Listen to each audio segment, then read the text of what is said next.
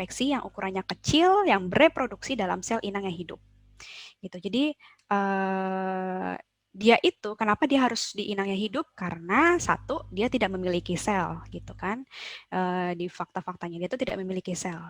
Karena komponennya itu dia hanya materi genetik, walau baik DNA atau RNA. Mungkin teman-teman pernah dengar kalau DNA itu yang materi genetik yang double, yang apa namanya ada 2 untai, kalau RNA itu yang 1 untai aja. Teman-teman di SMA mungkin pernah dengar juga di biologi mata pelajaran biologi ya. Tuh. Selain materi genetik, nah dia itu hanya terbungkus oleh lapisan protein. Jadi dia tuh isinya virus itu tuh kalau nggak cuma 2, ada 3 gitu. Jadi si materi genetik sama pembungkusnya gitu. Baik dalam bentuk envelope itu kalau misalnya ini materi DNA gitu kan di dalamnya, nah yang di luar yang ngebungkus itu envelope. Atau nukleokapsid. Nukleokapsid itu adalah protein yang melindungi si materi genetiknya gitu. Nah, terus tadi kan sudah disampaikan dia bisa memperbanyak diri tapi dia harus di sel yang inang, harus ada di sel inang. Kalau nggak di sel inang dia nggak akan bisa memperbanyak diri gitu. Dia hanya diam dengan jumlah yang tetap gitu kan. Nanti kalau misalnya kan ada yang bilang virus bisa bertahan di kayu atau di logam gitu selama beberapa hari gitu. Kenapa? Karena ada kondisi-kondisi lingkungan yang menyebabkan kayak suhu, kemudian sinar ultraviolet dari cahaya matahari itu juga bisa lapisan protein si virus itu sehingga dia dianggapnya kayak mati gitu kan pada kondisi tertentu, pada durasi waktu tertentu gitu. Tapi saat dia sudah masuk di dalam inang yang hidup, dia akan memperbanyak dirinya gitu, seolah-olah dia hidup. Nah, terus tadi juga dia tidak tumbuh, dia tidak membesar, dia juga tidak mengecil, ukurannya udah segitu-gitu aja gitu. Kemudian, nah orang-orang tuh mikir kan, kayak orang flu gitu, flu terus dikasih obatnya antibiotik gitu kan. Aku flu nih, ya udah beli antibiotik aja karena mungkin terbiasa di dokter apa-apa dikit dikasihnya antibiotik dan lain-lain. Padahal antibiotik itu beda penanganannya dibandingkan dengan penanganan terhadap virus ya. Jadi kalau mau virus itu penanganannya dengan antiviral, antivirus atau dengan vaksin. Jadi kalau antivirus untuk kuratifnya, jadi pengobatannya gitu kan. Kalau untuk pencegahannya itu dengan vaksin kayak gitu. Nah, tapi jangan salah, nggak semua virus itu jahat gitu ya. Kebetulan aja COVID ini memang jahat karena dia mengganggu sistem-sistem dan juga metabolisme yang ada dalam tubuh sel inangnya itu. Nah, beberapa contoh virus yang baik gitu, itu biasanya membunuh agen bakteri lain. Jadi kayak ada, misalnya kita terinfeksi oleh bakteri TBC gitu kan. Nah, nanti kita bisa mengembangkan suatu obat gitu ya untuk teman-teman yang di farmasi misalnya atau di bioteknologi, mengembangkan suatu obat dari suatu virus yang nantinya menarget ke si bakteri TBC gitu supaya bakteri TBC-nya hilang dari tubuh gitu. Selain itu, ada juga virus yang digunakan sebagai agen terapi. Jadi kalau untuk orang-orang yang kanker gitu kan, biasanya kalau kemoterapi itu kan dia menyeluruh ya. Jadi misalnya kanker di mana nih gitu kan, dia kemoterapi itu kan dipaparkan oleh radioaktif gitu kan, radiologi dan lain-lain atau obat dan lain-lain. Nah, itu kan dia tidak spesifik di targetnya gitu. Dia bakal kena ke samping-sampingnya, organ-organ di sampingnya. Nah, jadinya adalah pengembangan agen terapi dengan virus supaya dia spesifik ditarget ke sel-sel kanker. Nanti sel kankernya itu akan menurun pertumbuhannya. Itu untuk virus-virus yang baik. Nah, sedikit mungkin ini agak wow ya, agak expert gitu mungkin buat teman-teman yang belum berkecimpung di dunia kesehatan gitu. Nah, sedikit tentang bentuknya virus corona gitu ya. Corona sendiri itu kan artinya mahkota gitu. Mahkotanya yang mana sih gitu. Mahkotanya adalah si protein. Tadi kan ada protein pembungkus dari materi DNA-nya, materi genetiknya ya. Itu disebutnya ada spike glycoprotein. Kemudian ada envelope-nya, kemudian ada juga protein membran M gitu. Itu bagian luarnya. Nah, di bagian dalamnya yang dilindungi itu materi genetiknya. Materi genetiknya adalah RNA. Jadi kalau manusia, tubuh manusia itu materi genetiknya adalah DNA. Rata-rata mamalia gitu, rata-rata hewan itu materi genetiknya adalah DNA. Tapi si virus corona ini materinya RNA. Kok bisa sih dia menginfeksi gitu? Gimana ceritanya gitu? Nanti kita akan cerita sedikit aja. Nah, penggolongan virus itu. Jadi kan kenapa dia disebut virus corona gitu kan? Ternyata ada penggolongan dari beberapa virus berdasarkan materi genetik sama berdasarkan apa namanya? bentuknya gitu.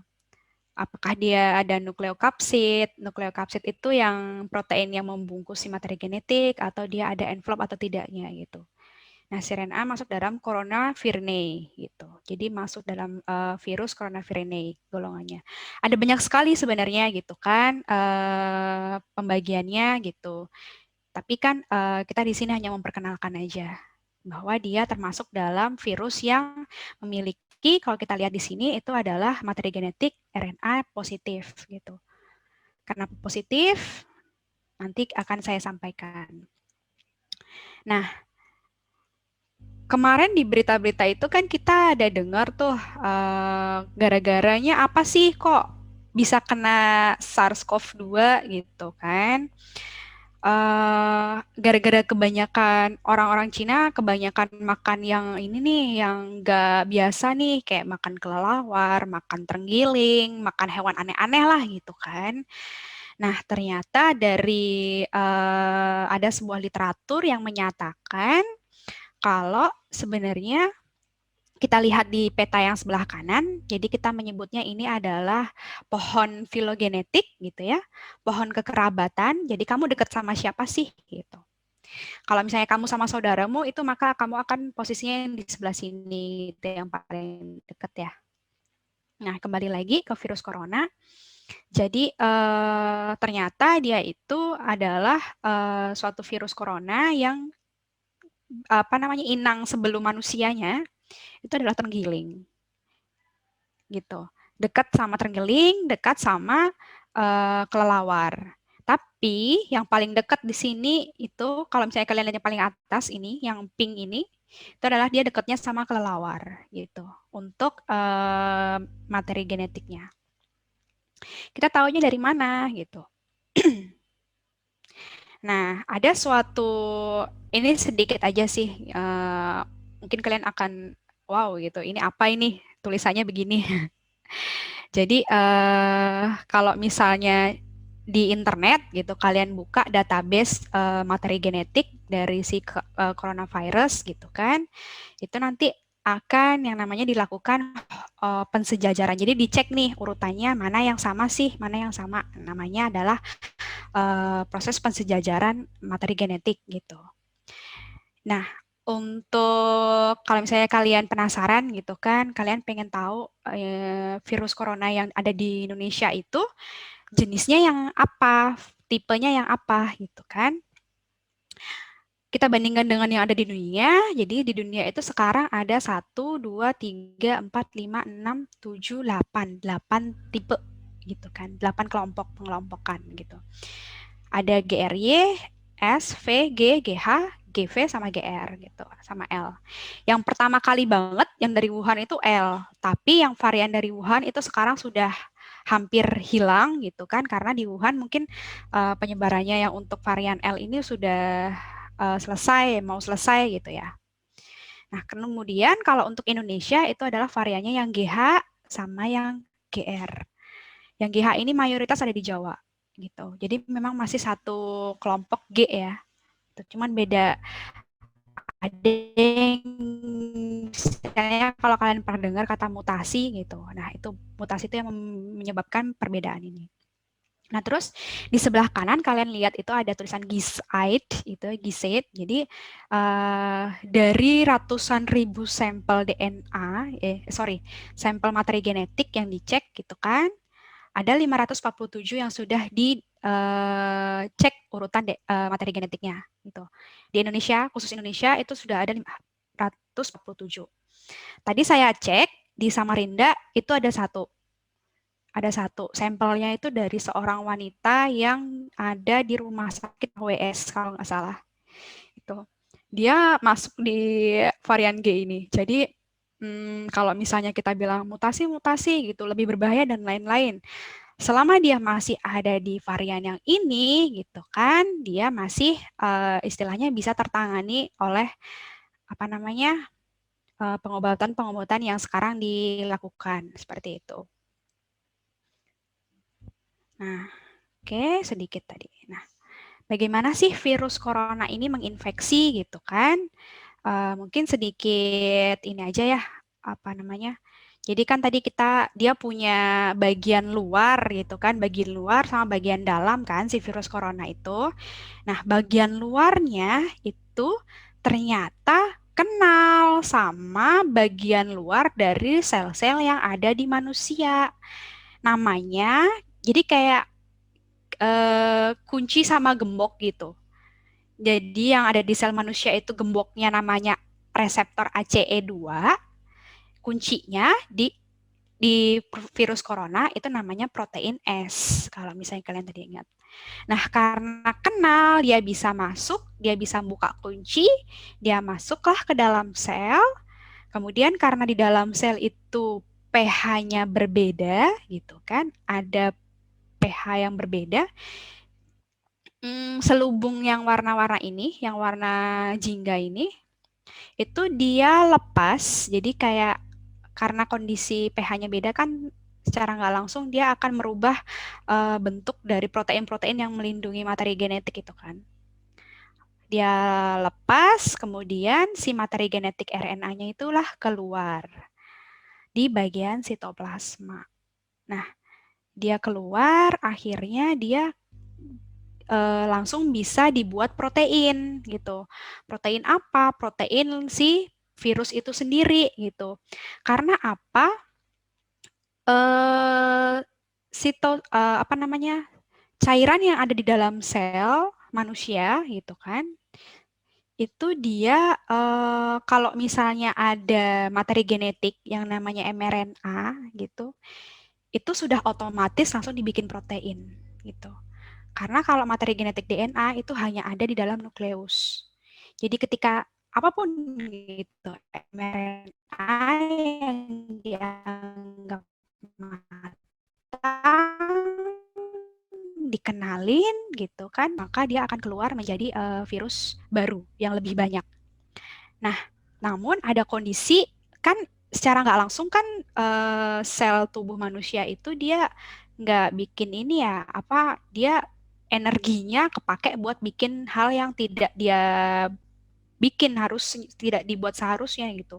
Otomatis kan selnya akan mengalami kelelahan sehingga sel itu akan rusak. Nah, itu yang menyebabkan orang-orang itu sakit gitu. Karena sel-selnya rusak, energinya habis untuk membuat si virus itu. Gitu. Jadi itulah yang menyebabkan orang-orang itu sakit gitu. Nah, ketika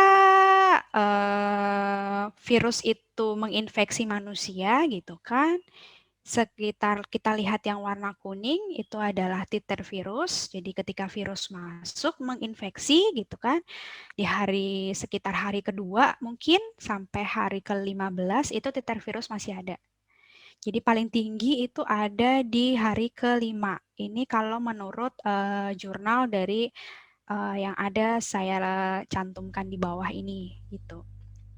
Jadi ada penelitian yang bilang di hari kedua itu kita terinfeksi nih. Hari kedua itu sudah mulai ada penambahan virus.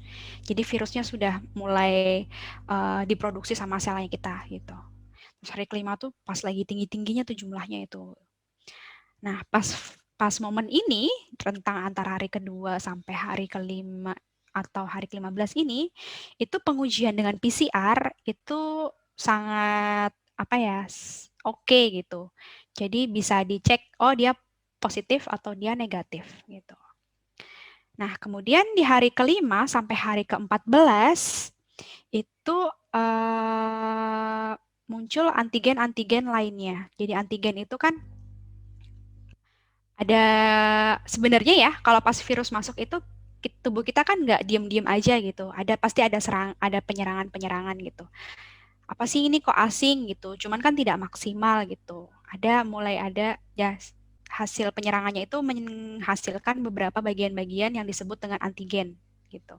Jadi kayak potongan-potongan virus yang habis diserang itu namanya antigen itu juga ada di hari kelima sampai hari ke-14. Nah, itu bisa dicek dengan biasanya kalau kalian tahu rapid test antigen yang sekarang dipakai gitu kan. Nah, kemudian kalau untuk rapid antibody itu yang dicek apanya sih? Yang dicek adalah si prajurit-prajurit yang habis menyerang si kuman gitu.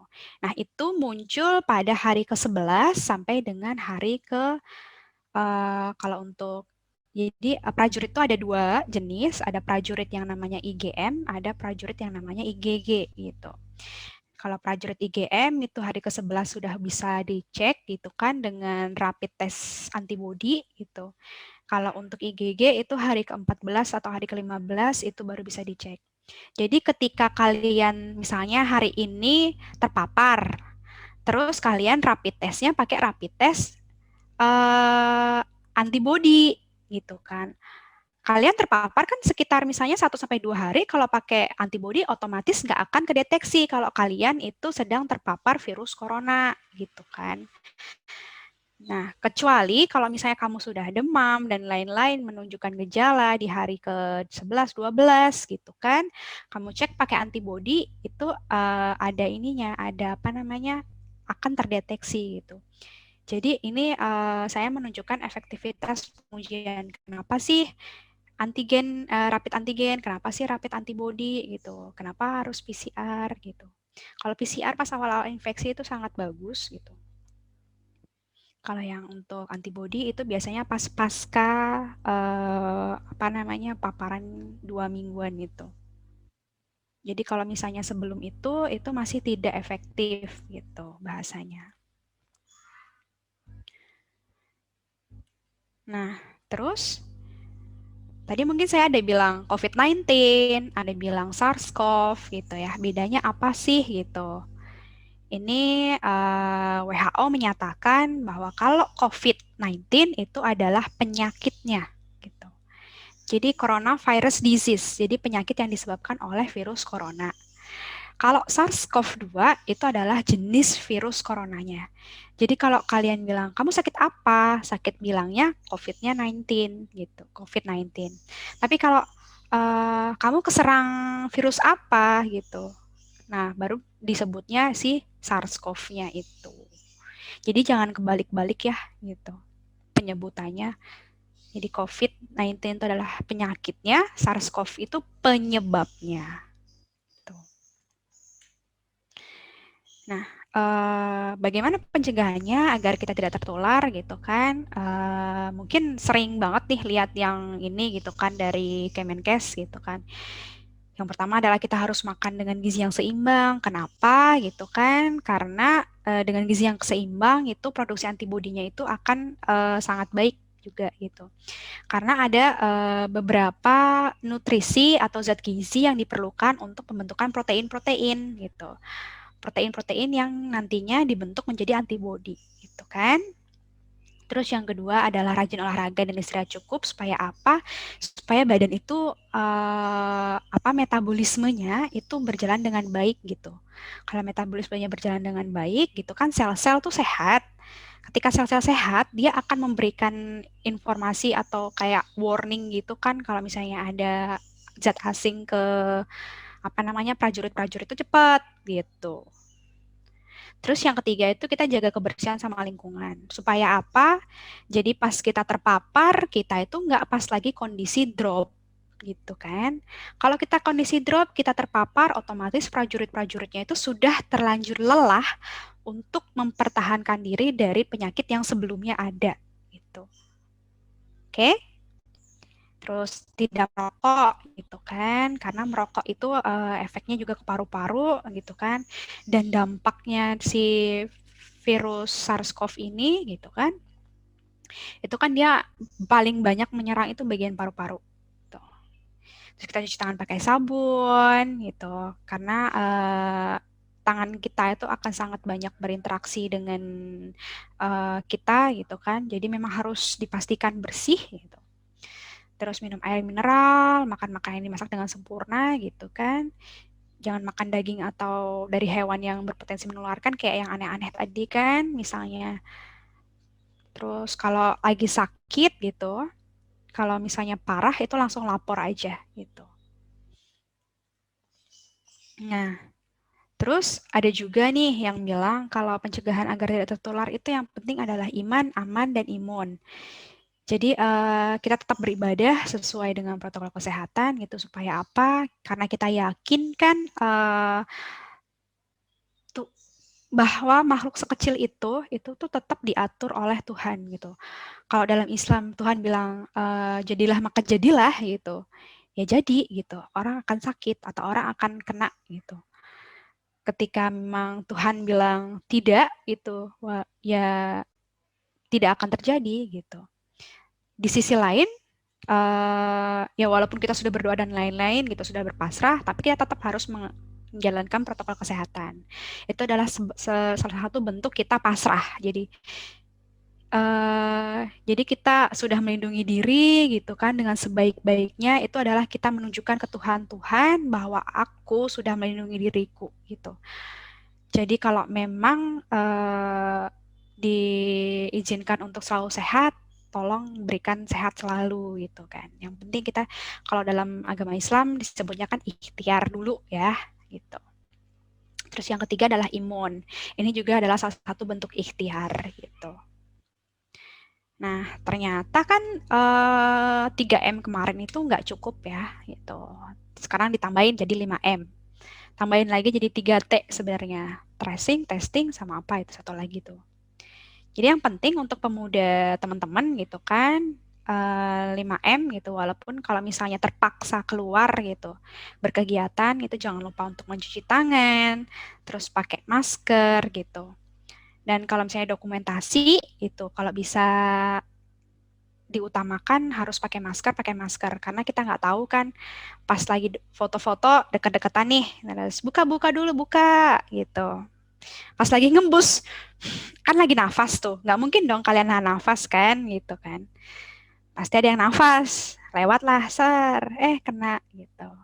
Soalnya kan Pak ini juga Jenderal Doni Monardo yang Ketua BNPB Indonesia gitu kan, itu dia tuh sangat menjaga protokol kesehatan tapi beliau bisa kena karena apa?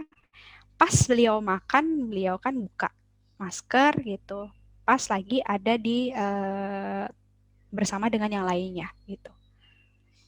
Jadi sangat riskan sekali ya.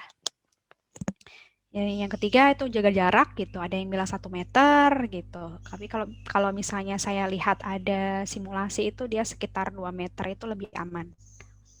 Kemudian membatasi mobilitas dan interaksi. Jadi kalau memang terpaksa keluar gitu, ya yang penting-penting aja gitu. Jangan bosen nih cari udara ke pasar gitu. Jangan cari resiko gitu ya. Kalian pemuda gitu ya, ujung tombak bangsa gitu. Pemuda Indonesia itu adalah sebagai ciri khas atau apa namanya pencerminan bangsanya itu sendiri. Jadi kalau misalnya pemudanya nggak patuh, itu menyatakan bahwa Indonesia negara itu adalah negara yang tidak patuh sebenarnya dan membahayakan negara lainnya, gitu ya. Yang kelima menjauhi kerumunan. Kalau bisa jangan berkerumun gitu. Kalau memang harus banget urgent datang misalnya ke rumah sakit atau apa itu benar-benar harus jaga keamanan dirinya. Nah, habis 5M ini, terus ada 3T juga gitu kan. Nah, ini yang terakhir, enggak terakhir sih gitu. Salah satu bentuk ikhtiar adalah kita dengan melakukan vaksin gitu. Jadi kenapa sih kita perlu divaksin gitu kan? Tadi kan saya sudah sampaikan yang namanya antigen gitu. Antigen itu bagian-bagian atau keseluruhan dari patogen. Patogen itu adalah kuman gitu ya. Jadi ketika ada kuman itu ada antibodi. Jadi bentuknya kayak lagi kunci dan gembok gitu ya. Dia akan mengenali bagiannya yang khusus itu, si antibodi itu, si prajurit. Jadi ibaratnya pernah ada musuh dengan bentuk seperti chickenpox gitu. Musuhnya namanya chickenpox gitu. Antibodinya nanti ya bentuknya kenalnya sama chickenpox gitu. Dia nggak akan kenal ke flu, dia nggak akan kenal ke measles. Jadi memang spesifik gitu. Nah, ketika ada patogen baru, otomatis kan antibodi kan belum ada nih gitu. Jadi vaksin itu digunakan untuk memperkenalkan gitu sebagian atau keseluruhan dari patogen atau antigen supaya terbentuk antibodi. Tapi si vaksinnya itu tidak berbahaya gitu. Jadi tidak menimbulkan sakit yang parah banget gitu, yang sampai gagal jantung dan lain sebagainya gitu, enggak gitu. Jadi paling mentok itu yang ringan. Kenapa ringan ya? Karena tubuh sedang merespon kan gitu.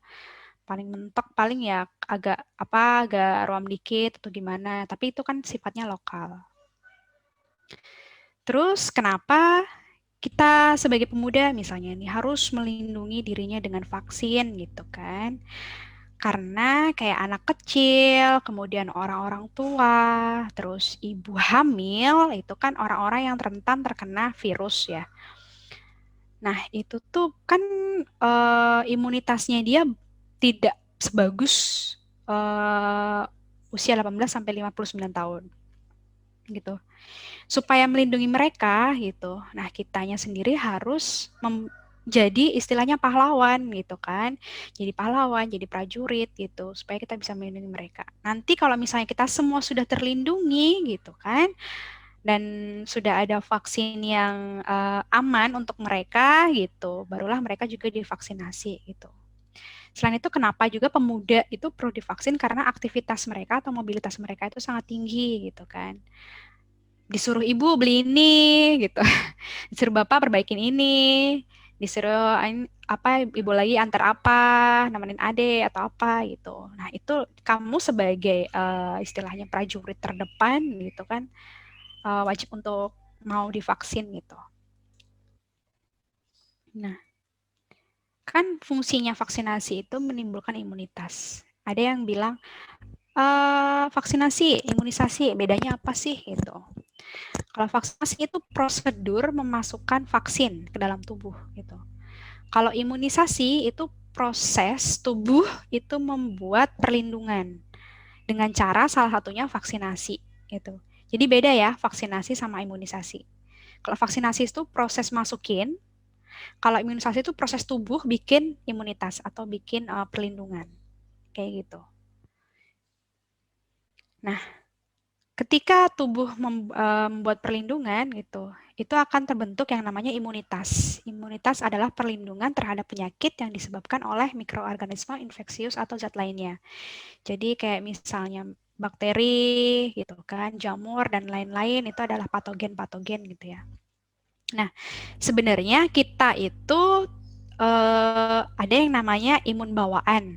Jadi kekebalan tuh nggak cuma antibodi yang tadi sudah disampaikan gitu, IgG, IgM itu ya. Tapi ada juga imun yang bawaan, kayak misalnya kulit kita itu adalah sebuah bentuk imunitas juga dari paparan dunia luar. Bakteri-bakteri gitu sebenarnya dia tidak bisa langsung nembus. Jadi kayak misalnya jangan nanti bakterinya bisa nembus kulit. Menurut saya itu tidak make sense sih. Karena pori-pori kita ini pori-pori kulit kita itu punya perlindungan yang ekstra gitu ya untuk patogen-patogen. Yang bikin sakit adalah ketika tangan kalian kotor, kalian memasukkan sesuatu ke dalam tubuh kalian, itu yang bikin sakit gitu. Bukan dia nembus kulit atau kepala gitu ya. Seperti itu. Terus ya kayak misalnya kalian bersin, atau kalian ingusan, kalian batuk, itu kan ada lendirnya tuh. Kalian menangis di mata, belekan, dan lain-lain itu kan lendir. Nah, itu salah satu bentuk imun bawaan yang memang alamiahnya gitu. Jadi sebenarnya sebelum ada antibodi itu nongol gitu ya, muncul itu ada kayak lendir-lendir kayak gitu dulu nih, keluarin dulu. Jadi kayak untuk meminimalisir infeksi gitu. Nah, yang kedua adalah yang namanya vaksin yang diperoleh. Jadi acquired immunity itu adalah vaksin yang imunitas yang didapatkan dari paparan gitu, karena ada sesuatu yang masuk, terus kita mendapatkan imunitas gitu kan. Dan ini biasanya bertahan sepanjang hidup kita gitu. Tapi ada juga yang hanya bertahan sementara, kecuali kalau misalnya ditambahin lagi gitu ya paparannya gitu. Ada yang bentuknya aktif, ada yang bentuknya pasif. Kalau bentuk aktif secara alami yaitu tadi kita terinfeksi gitu kan sama kuman. Kalau yang bentuk buatan artifisialnya itu dengan vaksinasi. Itu untuk imunitas yang aktif. Aktif itu jadi kayak apa namanya? Emang tubuh kamu yang bikin gitu. Tubuh kamu yang merespon gitu. Nah, kalau imunitas pasif itu kamu dapat dari orang lain gitu. Jadi kamu dapat kayak antibody gitu, dapat dari orang lain. Secara alami itu misalnya bayi itu dapatnya dari ibunya lewat air susu ibu gitu. Nah, kalau orang-orang itu dapat imunitasnya misalnya kalau yang buatan itu kayak dari plasma konvalesen, kalau misalnya kalian pernah dengar. Nah, itu. Cuman kan itu bukan milik dia hanya dibantu dari luar gitu. Tubuhnya tidak merespon pembuatan secara alami gitu. Nah, apa sih bedanya obat sama vaksin gitu kan? Nah, kalau vaksin tadi kan zat yang merangsang kekebalan tubuh gitu. Tadi sudah saya jelaskan di awal banget gitu kan, vaksinasi itu fungsinya untuk preventif. Jadi untuk jaga-jaga nih, jangan sampai kena yang parah gitu kan. Nah, kalau obat itu sesuatu hal atau segala sesuatu yang bisa mengurangi. Jadi kita udah kena, ada rasa sakit, itu dikurangi. Atau kita udah kena, ada rasa sakit, itu dihilangkan. Itu obat. Bedanya itu. Jadi jangan sampai kamu menganggap vaksin itu adalah obat, bukan gitu. Obat itu umumnya dia menyembuhkan ya, jadi kuratif. Kalau vaksin itu umumnya preventif, jadi untuk mencegah gitu. Nah, sudah adakah obatnya gitu kan untuk COVID-19 ini? Itu beberapa sudah ada yang diterima gitu, tapi masih belum perfect banget gitu ya. Nah, ini adalah sejarah penemuan vaksin gitu kan. Kita lihat videonya aja gitu, kalau kita baca di sini agak riuh. Oke.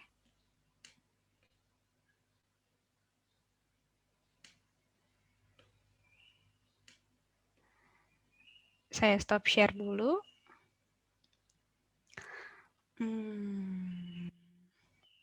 Nah, ini.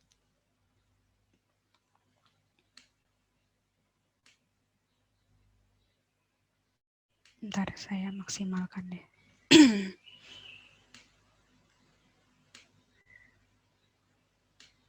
Oke, sudah muncul ya. Selamat menonton sebentar.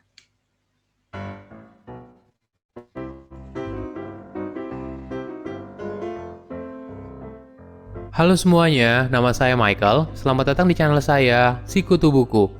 Kali ini saya tidak membahas buku, tapi membahas informasi yang cukup menarik, yaitu soal vaksin.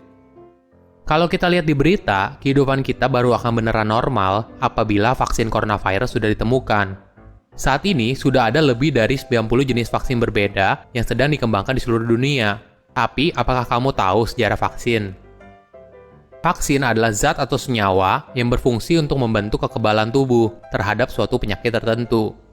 Sederhananya, kita memasukkan virus yang lemah ke dalam tubuh, sehingga tubuh mampu menciptakan kekebalan dan melindungi kamu di masa depan. Pada tahun 430 sebelum Masehi, Thucydides menulis tentang wabah di Athena yang menewaskan banyak orang. Kemungkinan wabah yang ditulis adalah soal cacar. Thucydides adalah seorang sejarawan dan dia menulis ternyata ada orang yang sembuh dan tidak terinfeksi lagi, atau dengan kata lain orang tersebut kebal. Kalau kita bisa kebal dari penyakit, cuma mereka nggak tahu gimana caranya. Di zaman dulu, cacar air adalah penyakit yang mematikan. Cacar air menewaskan jutaan orang dan 30% populasi dunia pasti pernah kena cacar. Bahkan jika kamu selamat, pasti masih tersisa bekas cacar air di tubuh atau wajahmu. Selanjutnya, di abad pertengahan, ada terobosan di Cina. Mereka ternyata mampu memproduksi kekebalan terhadap virus cacar air dengan cara yang cukup sederhana. Jadi, mereka mengumpulkan koreng dari orang dengan kasus cacar air yang ringan. Yang diambil adalah nanah dari cacar airnya, karena di dalamnya berisi virus cacar air yang hidup. Kemudian, setelah dikumpulkan, mereka menggilingnya menjadi bubuk. Setelah itu, mereka akan memasukkan ke dalam pipa dan meniupnya ke dalam lubang hidung pasien, sehingga akan terhirup virus cacarnya.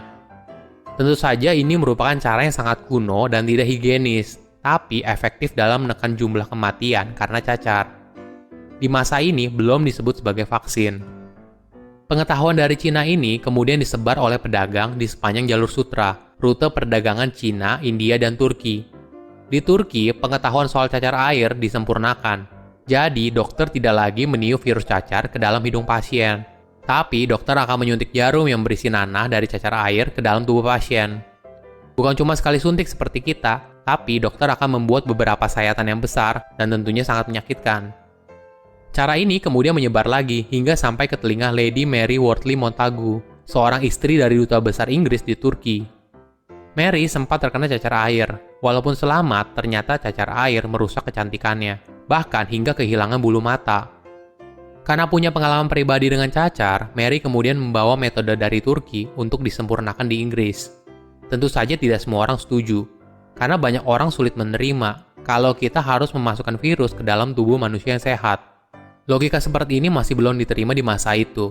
Tapi akhirnya Raja Inggris George pertama bersedia mensponsori uji klinis untuk melihat apakah metode ini aman atau tidak. Syarat uji klinisnya cukup unik. Jadi virus cacar akan diberikan kepada 6 narapidana yang menjalani hukuman mati. Jika mereka meninggal karena virus, ya memang itu adalah bagian dari hukuman mereka. Tapi apabila mereka selamat, Raja akan membebaskan mereka. Semua narapidana kemudian setuju untuk menjalani eksperimen itu dan mereka semua selamat. Uji klinis kedua lalu dilakukan pada 11 anak, 5 di antaranya merupakan anak yatim. Mereka semua juga selamat. Uji klinis ini dikenal sebagai eksperimen kerajaan. Akhirnya pada tahun 1746, Inggris membangun rumah sakit cacar dan ini merupakan barang mewah pada masa itu. Jadi bangsawan saja yang mampu. Tapi metode ini juga tidak 100% aman. Karena masih ada sebagian kecil orang yang meninggal karena cacar air. Atau ketika mereka kebal, mereka malah menjadi carrier cacar air dan menularkannya ke orang lain. Jadi akan terbentuk epidemi baru. Kemudian di daerah pedesaan di Inggris, para peternak sapi memperhatikan kalau beberapa sapi mereka mengalami penyakit seperti cacar air di bagian ambing mereka. Tapi penyakitnya jauh lebih ringan dan tidak ada sapi yang mati karena cacar. Maka penyakit ini disebut sebagai cacar sapi. Nah, seperti cacar air, penyakit ini juga menular. Jadi para wanita pemerah sapi, mereka kadang terkena cacar sapi. Menariknya, para wanita ini kebal terhadap virus cacar air apabila sudah terinfeksi cacar sapi. Hingga suatu saat, seorang peternak bernama Benjamin Jesty bereksperimen dengan mendorong orang lain untuk terkena cacar sapi, agar mereka bisa mendapatkan kekebalan terhadap cacar air. Sayangnya, masih muncul reaksi negatif dari cara ini dan tidak 100% aman. Cara ini kemudian disempurnakan oleh seorang dokter dari Inggris bernama Edward Jenner. Dia punya ide untuk mengambil nanah sapi bukan dari sapi itu, tapi dari wanita pemerah susu sapi. Nah, dari situ virusnya kemudian ditransfer ke manusia lain. Jadi transfer virusnya bukan dari sapi ke manusia, tapi dari manusia ke manusia.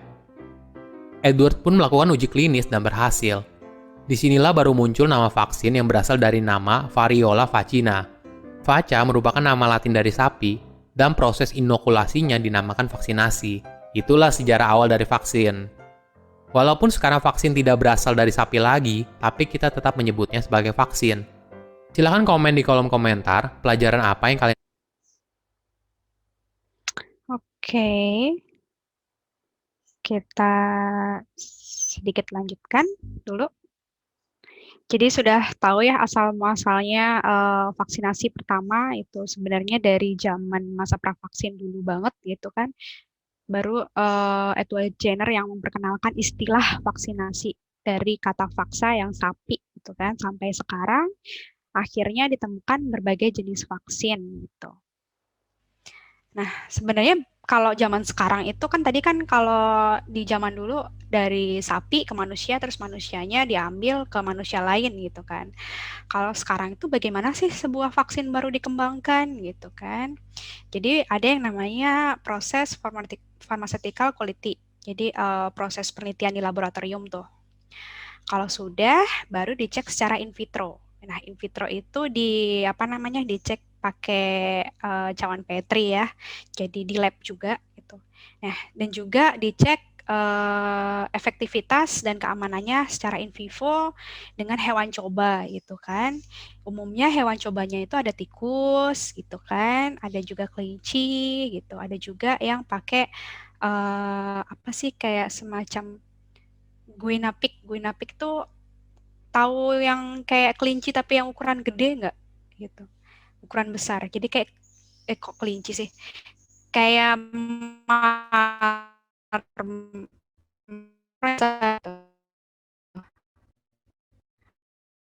namanya guinea pig gitu.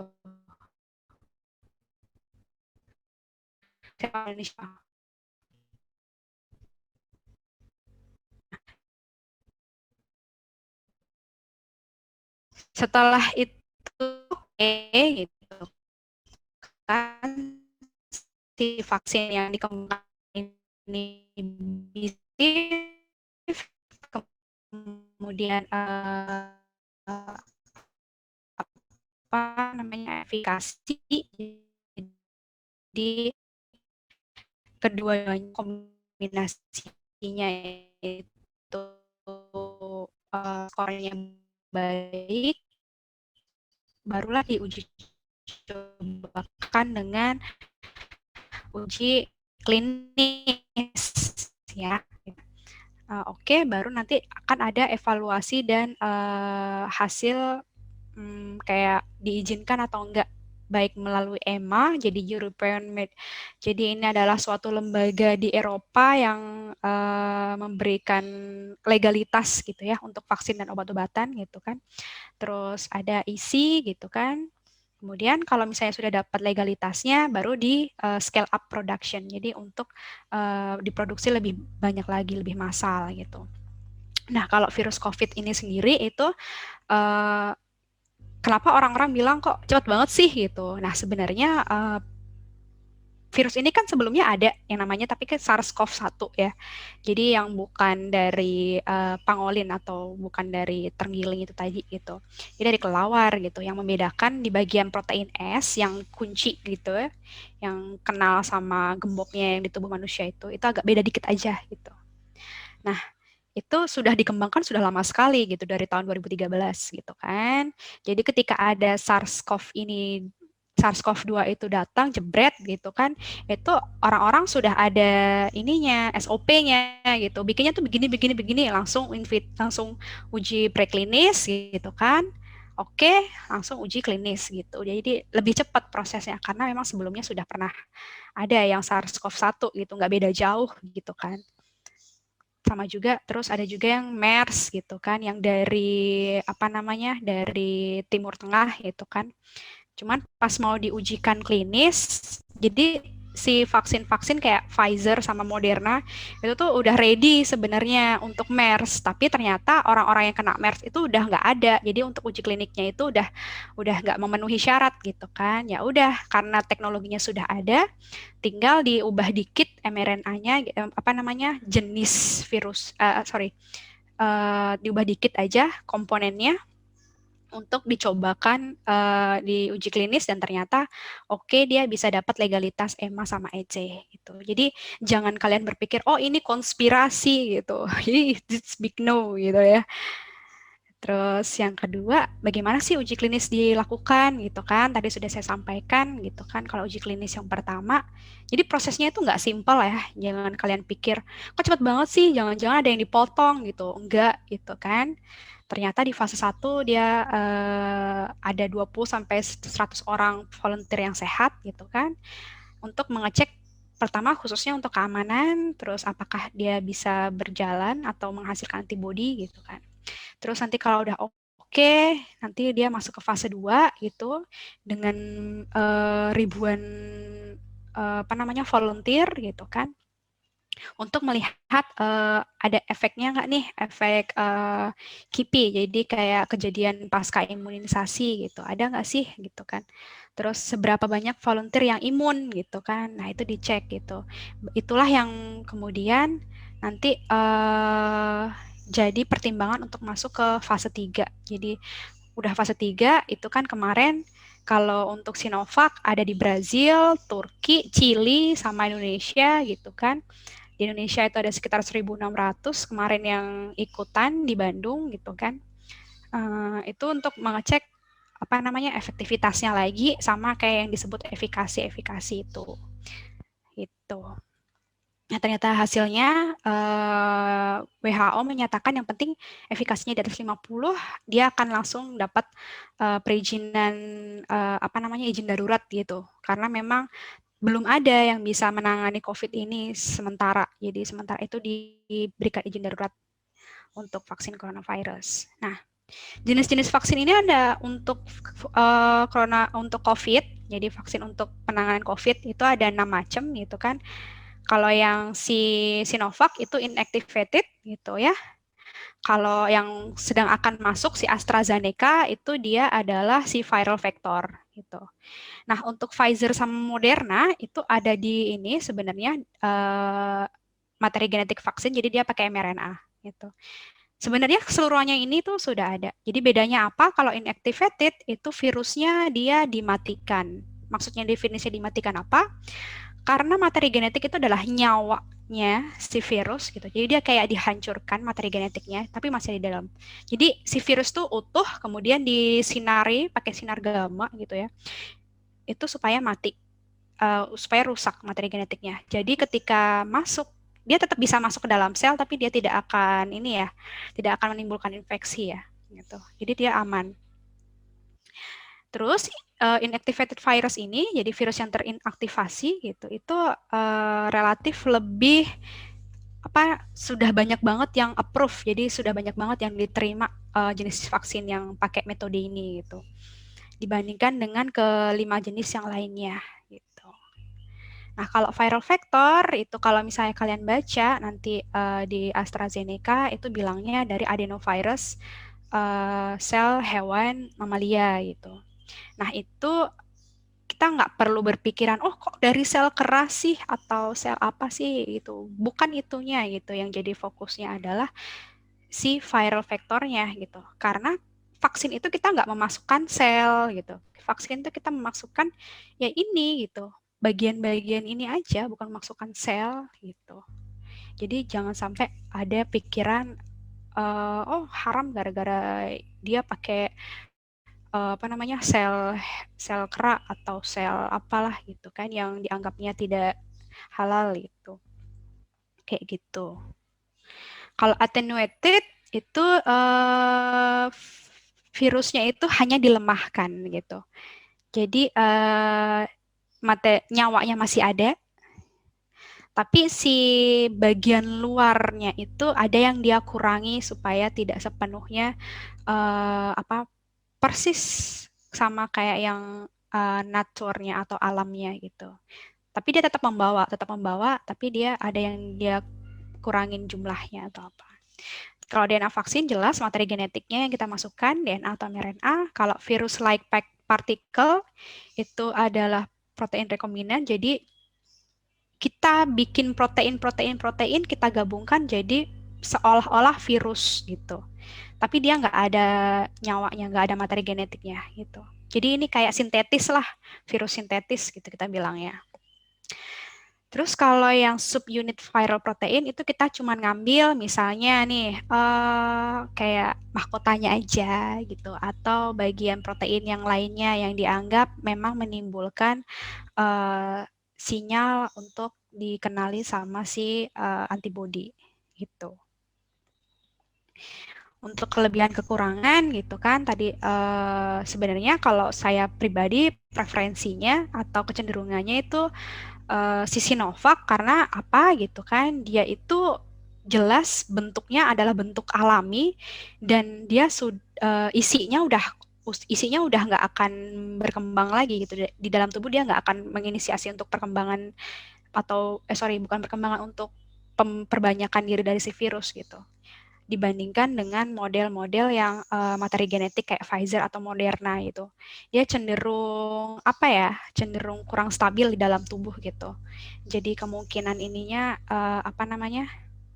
Kemungkinan untuk dia menghasilkan antibodi yang diinginkan kalau saya pribadi itu kurang baik gitu. Nah, dalam vaksin tuh sebenarnya apa aja sih gitu kan banyak tuh hoax-hoax bertebaran. Dalam vaksin ada boraks gitu ya. Nah, apa sih sebenarnya isinya? Yang jelas isinya tadi ada antigen. Jadi antigen tuh si patogennya itu tadi yang ada 6 macam gitu kan. Virus yang diinaktivasi atau yang dilemahkan atau yang DNA-nya aja atau RNA-nya aja gitu dan lain-lain. Itu jelas antigennya. Yang kedua adalah adjuvan.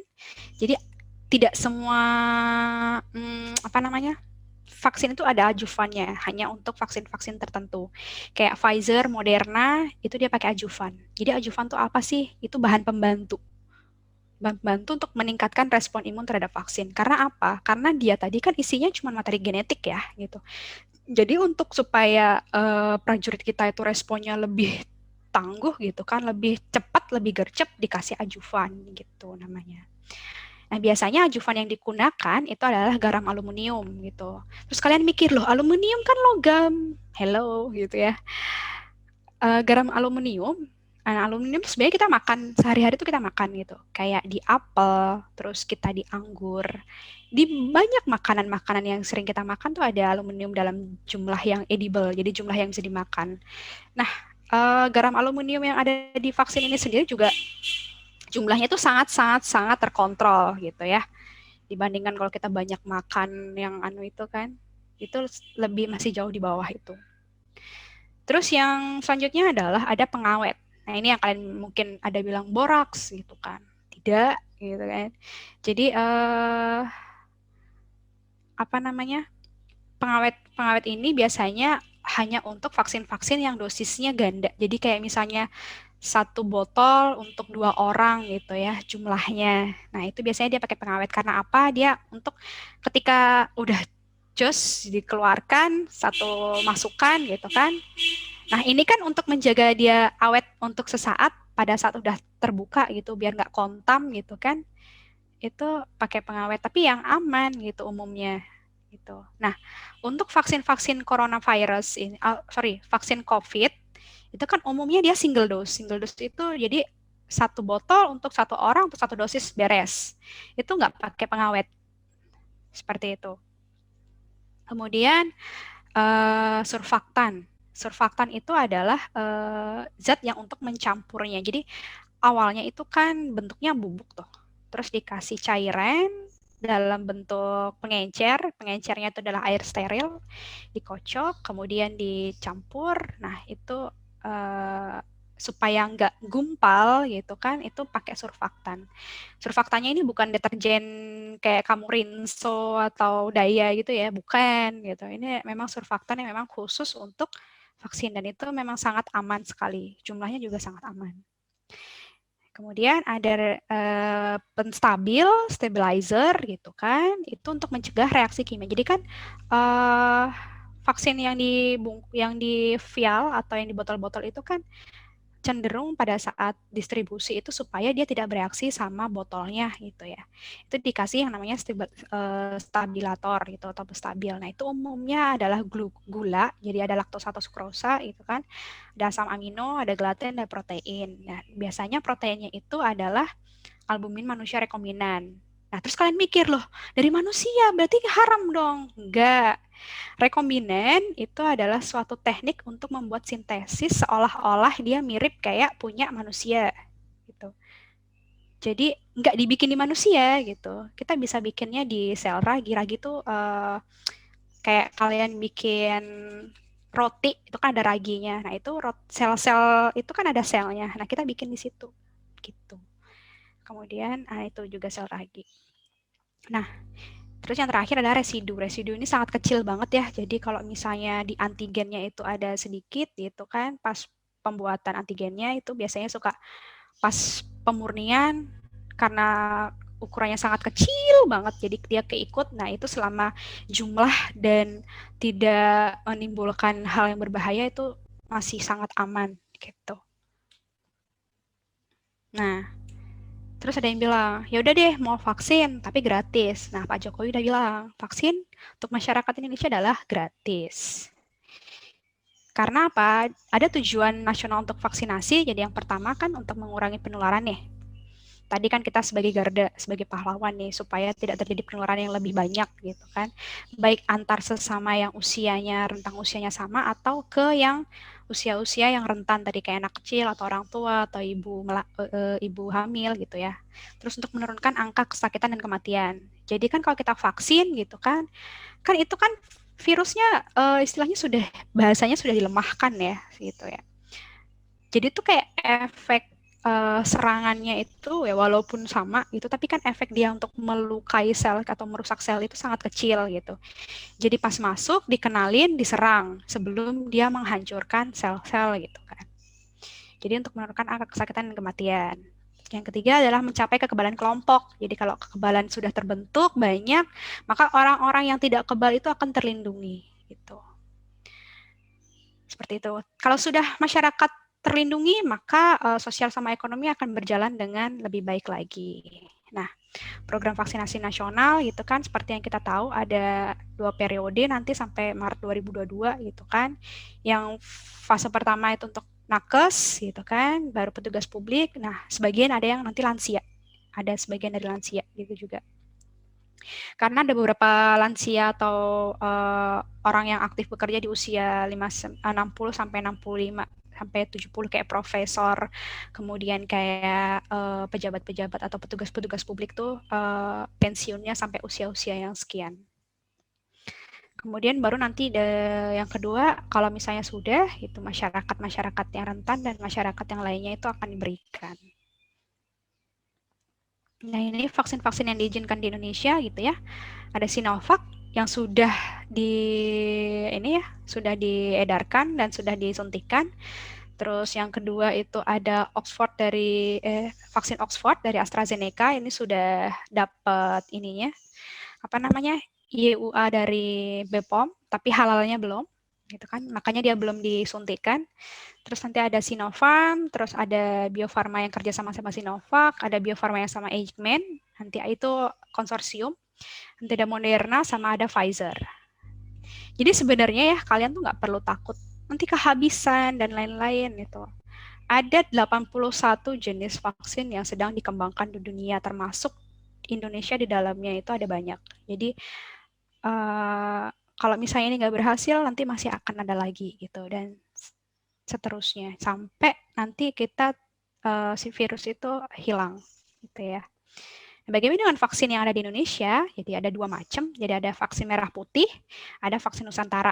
Jadi vaksin merah putih itu di bawahnya Kementerian Riset dan Teknologi BRIN. Itu ada ITB, Unpad, UI, UGM, UNER, terus lembaga Eijkman sama LIPI. Tuh. Terus yang vaksin Nusantara itu dia nggak bikin, kalau kita antigen tadi ada 6 macam ya itu. Dia bikinnya sel dendritik.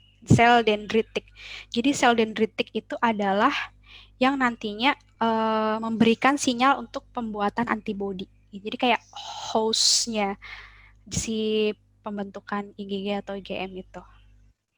Nah, ini yang bikin adalah Undip barengan sama perusahaan Amerika. Kalau nggak salah ini tuh yang Pak Terawan. Vaksin Nusantara ini Pak Terawan. Itu. Nah, tadi kan sudah disampaikan isinya vaksin itu secara umum apa gitu. Nah, kita korek nih isinya vaksin Sinovac tuh apa gitu kan. Dari berbagai hoax gitu ya. Vaksin Sinovac itu isinya tuh ya virus-virus yang udah dimatikan, tadi nyawanya udah dirusak gitu kan, dia nggak akan bisa ini. Tapi dia masih sangat efektif, bahkan paling efektif kalau menurut saya. Terus yang kedua adalah aluminium hidroksida. Jadi tadi sudah disampaikan garam aluminium kan, itu untuk meningkatkan kemampuannya.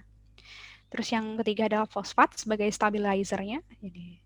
Terus yang terakhir adalah natrium klorida sebagai isotonis. Jadi karena tubuh kita itu adalah cairannya itu bersifat isotonis ya, gitu. Ada harus seimbang kadar ininya, kentalan dan lain-lainnya gitu ya, supaya dia pas masuk di dalam darah itu nggak kontra gitu kan.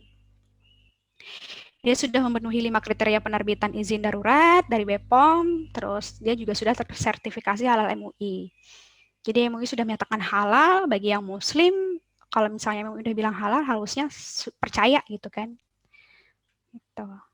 Syarat vaksinasi ada 14. Nah, ini mungkin kalian bisa nanti cek-cek di website, itu udah banyak banget, atau nanti di rumah sakit kalau misalnya ada yang mau vaksin gitu ya. Udah waktunya untuk vaksin gitu.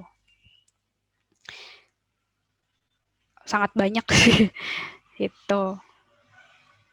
Efek sampingnya ada nggak sih gitu kan? Rata-rata efek sampingnya cenderung lokal ya gitu. Jadi kayak nyeri gitu, kemerahan, bengkak ya, karena apa gitu? Karena kan yang namanya kamu ketusuk jarum aja itu ini ya, apa namanya? Ketusuk jarum aja langsung kayak ruam gitu kan, bengkak gitu, kemerahan ya, sama aja ini. Jadi lebih ke efek samping karena jarumnya gitu.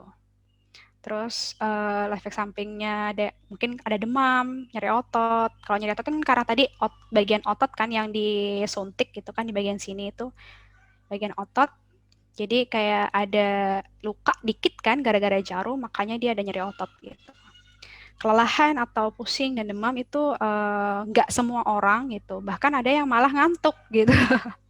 Kayak Pak Bima Arya kalau nggak salah. Pak Ridwan Kamil itu dia bilangnya dia ngantuk gitu. That's okay gitu. Itu kayak misalnya berarti tubuh kita memang langsung merespon kalau demam itu. Oh, ada nih gitu. Ketika tubuh merespon ke area itu kan otomatis aliran darah mengarah ke situ gitu. Jadi di situ cenderung lebih hangat gitu. Gitu ya. Untuk efek samping lainnya yang parah itu tidak ditemukan gitu ya, belum ditemukan dan semoga tidak ditemukan gitu ya. Karena memang Sinovac ini apa ya? Menurut saya relatif lebih aman gitu sih. Karena memang sudah dipakai untuk vaksin-vaksin yang lain gitu, kayak vaksin rubella, vaksin flu musiman, itu biasanya kita pakai model yang pengembangannya yang dipakai sama Sinovac gitu. Nah, terus bebas nih dari vaksin, mau jalan-jalan gitu. Jangan salah gitu, kalian masih bisa kena gitu ya. Karena apa? Kan vaksin ini kan butuh 2 kali ya, 2 kali penyuntikan. Penyuntikan pertama tuh selisihnya sekitar 2 minggu sampai 1 bulan. Nah, pada periode itu gitu ya, kalau kalian terpapar, otomatis kan tubuh lagi mengenalin nih, kalian terpapar gitu sama yang virus aslinya.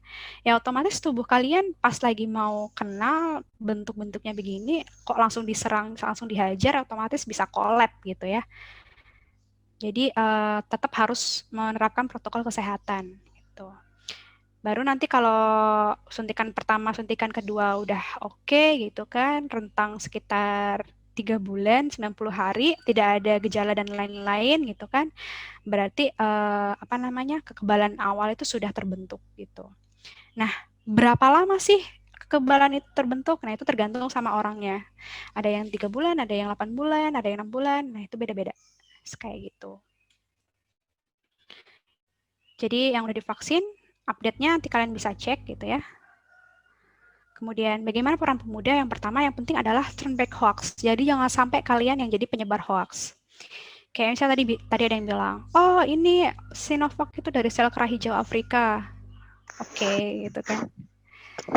Ternyata enggak ya gitu. Jadi kita bikinnya itu di sel yang kita masukin itu bukan selnya gitu, tapi si partikel virusnya itu. Jadi bukan sel kerah hijaunya gitu ya.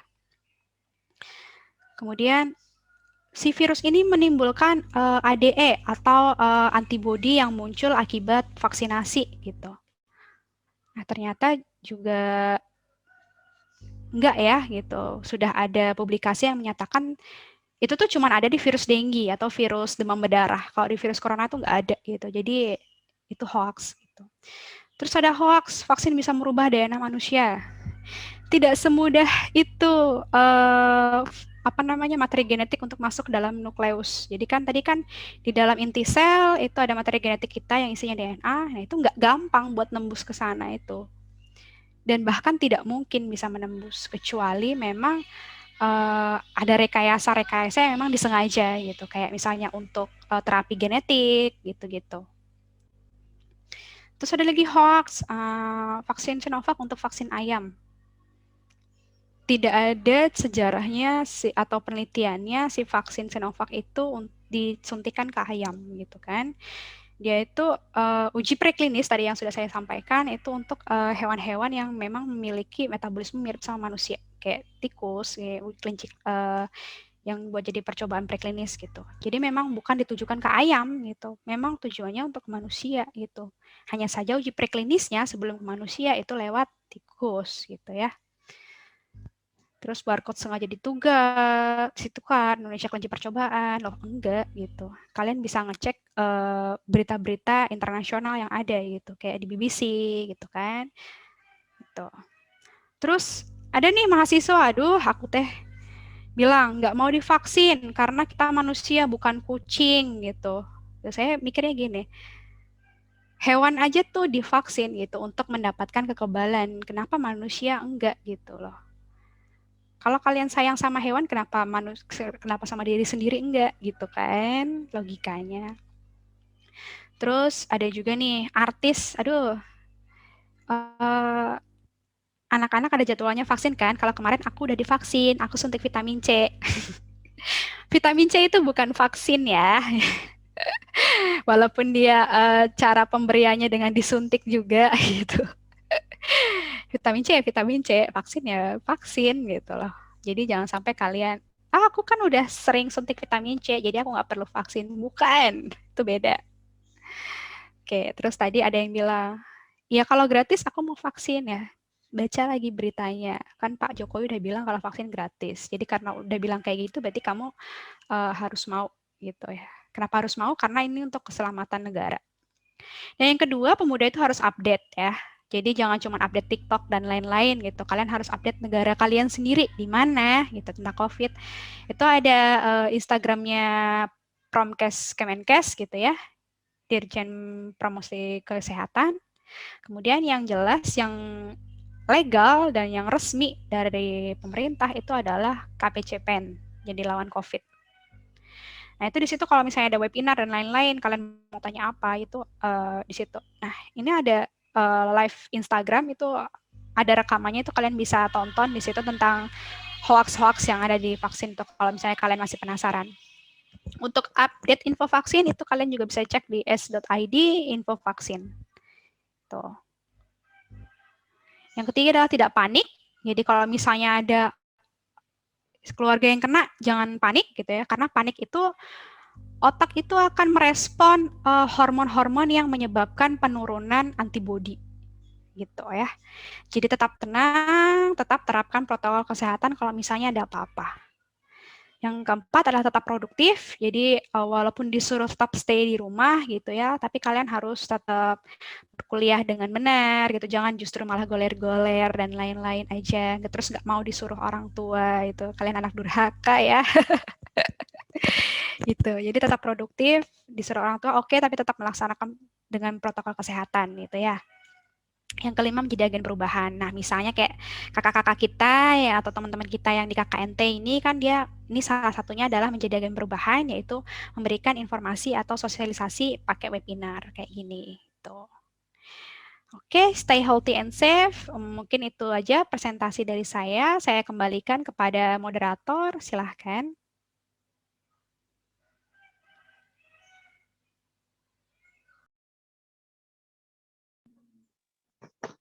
Baik, penyampaian materi sudah selesai. Saya akan sedikit membacakan kesimpulan dari materi yang Ibu sampaikan. Itu ada tujuan vaksinasi, yaitu mengurangi penularan, menurunkan angka kesakitan dan kematian, mencapai kekebalan kelompok, melindungi dan memperkuat sistem kesehatan secara keseluruhan, dan kemudian untuk efek samping dari vaksin itu sendiri yaitu nyeri kemerahan, pembengkakan, dan demam, nyeri otot, dan kelemahan. Lalu selanjutnya ada 2 tahap untuk 2 kali penyuntikan vaksin itu sendiri. Baiklah, kita telah mendengar pemaparan materi yang sangat menarik dari Ibu Juniza Firda Supanintias, SSI, MSI, yang sangat luar biasa hari ini. Selanjutnya saya buka sesi diskusi dan tanya jawab. Sesi pertama dibuka untuk 3 orang penanya. Bagi peserta yang ingin bertanya, dipersilahkan untuk menulis nama dan asal sekolah atau instansi di room chat. Setelah itu saya akan persilakan untuk open mic. Jika nanti misalkan ada pertanyaan, masih ada pertanyaan lagi, saya akan buka sesi kedua.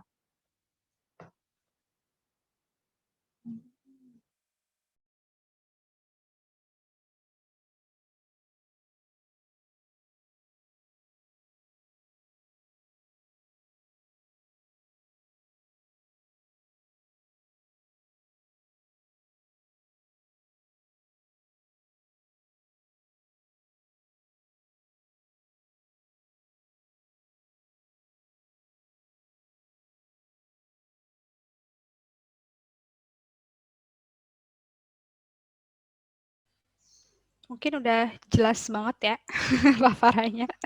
Atau mungkin justru malah kecepatan ya. Nanti mungkin materinya bisa di-share ke teman-teman. Kalau misalnya ada yang mau ditanyakan bisa disampaikan ke panitia setelah acara juga gitu.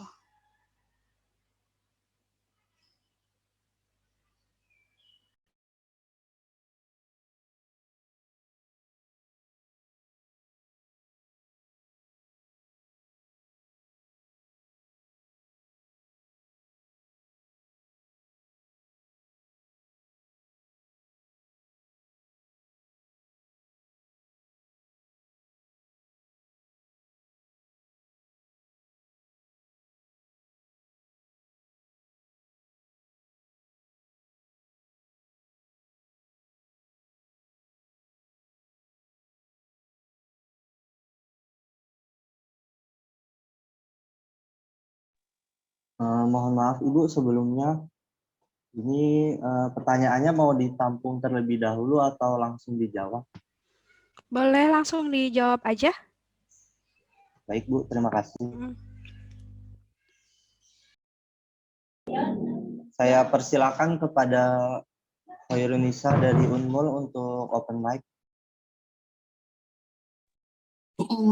Terima kasih moderator atas kesempatannya.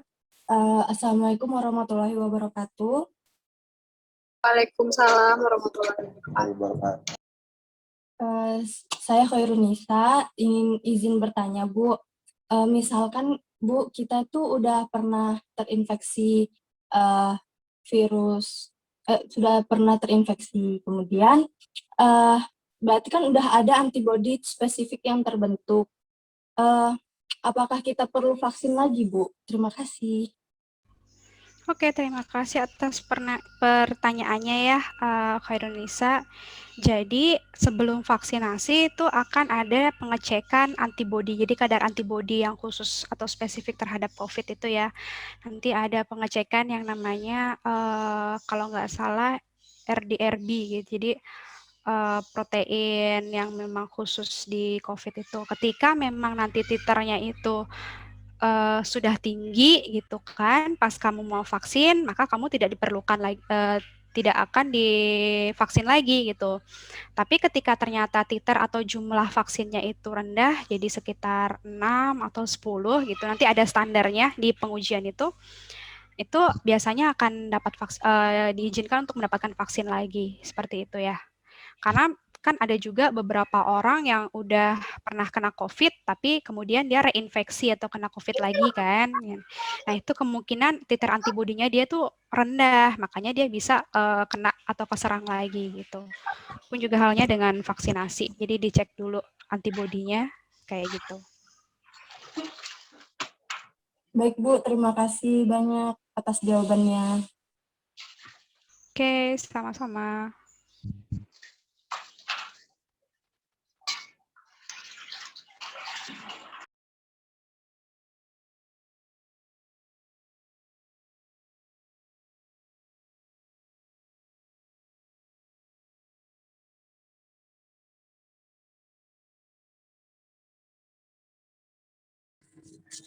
Assalamualaikum Bu, selamat pagi. Izin bertanya. Ya, Pertanyaan silahkan. adalah, mengapa kita harus vaksin Sinovac itu 2 kali? Kenapa tidak dilakukan 1 kali saja? Oke, terima Terima kasih kasih. pertanyaannya Nida. Jadi, kenapa harus 2 kali? Kalau tadi kita lihat di tabel yang untuk pembentukan IgG sama IgM, itu kan dia hanya ada rentang waktu tertentu kan gitu. Nah, jadi kan ada jeda waktu sekitar 2 minggu sampai 1 bulan. Umumnya orang-orang itu terbentuk antibodinya gitu. Nah, supaya antibodinya itu kita long last, maka dia harus di booster lagi atau ditambahin lagi supaya durasi atau jumlahnya dia yang ada di dalam tubuh itu lebih banyak gitu kan. Jadi kayak udah ada kemudian dinaikin lagi gitu supaya dia durasi untuk bertahan dalam tubuhnya itu bisa lebih lama gitu sih. Makanya dia harus 2 kali. Kalau untuk Sinovac gitu. Baik, terima kasih Bu. Oke, sama-sama nih deh. Untuk teman-teman yang non-Unmul, silahkan.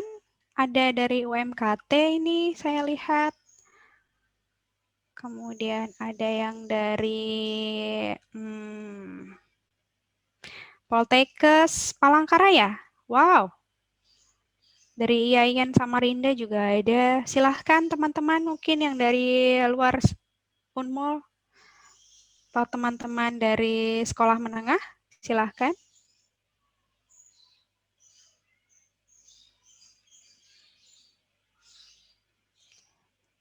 Yang penting sih kita paham gitu kalau vaksin ini kalau sebagai muslim gitu kan kita tahu kalau misalnya mempermasalahkan kehalalan gitu ya. Kalau misalnya mungkin sudah bilang oh ini halal gitu, ya udah kita ikuti gitu karena kan Rasulullah juga sudah menyampaikan sepeninggalku gitu kan yang bisa kalian pegang itu adalah ulama, kemudian tabiin dan seterusnya gitu dan selanjutnya gitu. Nah, berarti kan kita mengarahnya adalah ulama gitu. Kalau ulama yang ada di MUI. Jadi kalau mereka sudah memfatwakan halal, berarti kita harus percaya gitu ya. Gitu. Terus kalau untuk bahan-bahan gitu ya, supaya kalian nggak kejebak hoax, ya itu tadi kalian cek gitu kan ingredients-nya, terus kalian googling itu sebenarnya apa sih gitu. Umum nggak dia ada di tubuh manusia gitu. Kalau emang umum ya berarti kan aman gitu. Tapi ya kalau misalnya BPOM udah bilang oke itu ya pasti otomatis aman juga sih untuk tubuh gitu, nggak akan membahayakan gitu. Yang jelas vaksin ini ada benefitnya itu lebih gede daripada risknya gitu. Walaupun ada resiko gitu ya, tapi keuntungannya atau benefitnya itu dia lebih tinggi seperti itu. Itu aja sih mindsetnya kita. Dan juga teman-teman di sini mungkin bisa disampaikan ke saudara-saudara, ke orang tua gitu ya, ke teman-teman gitu ya, supaya nggak gampang kemakan hoax gitu. Terus ya itu jangan hanya sekedar hiburan aja gitu ya. Dengan kalian membaca informasi-informasi itu ketika kalian menyampaikan itu kalian secara nggak langsung amal jariah gitu. Kan amal jariah adalah salah satu amal yang tidak akan terputus setelah kalian mati. Itu aja sih konsep yang harus kalian tanamkan di diri kalian gitu. Oke, silakan ada lagi.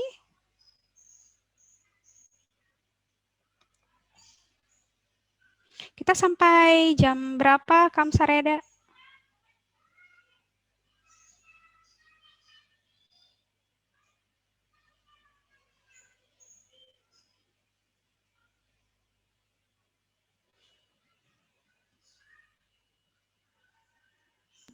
Kurang lebih jam 11, Ibu.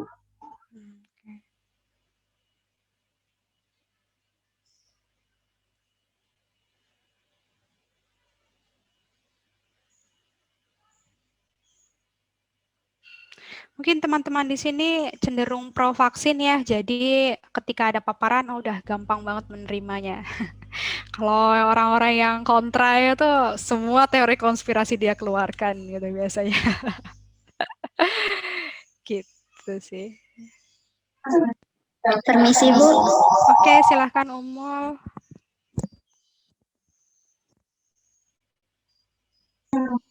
Saya ingin bertanya, Bu, untuk apa namanya, sebelum vaksin itu biasanya kita dites ini dulu tensinya, Bu, tekanan darahnya. Itu kenapa ya, Bu? Punya tekanan darah yang rendah. Mungkin ya, mungkin kalau secara biokimia klinis gitu, ketika dia punya tekanan darah yang rendah, otomatis kan kayak secara logika sih saya mikirnya, karena saya bukan orang epidemiologi ya, atau orang-orang yang memang terjun ke situ gitu. Proses penyebaran ininya itu akan nggak merata gitu ya, nggak sesuai targetnya gitu. Kan tekanan darahnya rendah, jadi kayak pompa jantung dan lain-lainnya itu kan berarti kan tidak normal. Pun juga dengan ketika tekanan darahnya tinggi. Jadi ketika tekanan darah tinggi itu kan berarti otomatis kita nggak tahu kan dia targetingnya, kayak misalnya kamu mompa air atau apa. Kalau misalnya kencang banget gitu kan, dia nggak tahu kemana juga kan gitu, kesebarnya gitu kan. Atau mungkin justru malah nanti dia target ke tempat-tempat atau justru malah terakumulasi di jantung atau gimana. Nah, itu kan jadi tidak efektif nanti vaksinnya seperti itu. Itu kalau secara logika saya gitu. Tapi untuk lebih jelasnya mungkin bisa ditanyakan ke dokternya gitu atau nakes gitu ya.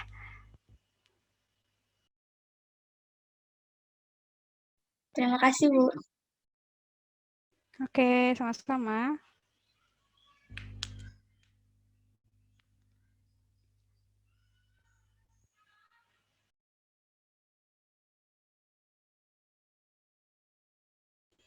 Ya, untuk teman-teman mahasiswa di sini, informasinya sih kalau untuk vaksinasi ada yang mungkin sudah dapat urutan kali? Ada? Udah pada ngecek-ngecek belum di platform ini? Peduli Lindungi? Belum pernah ada yang ngecek ya?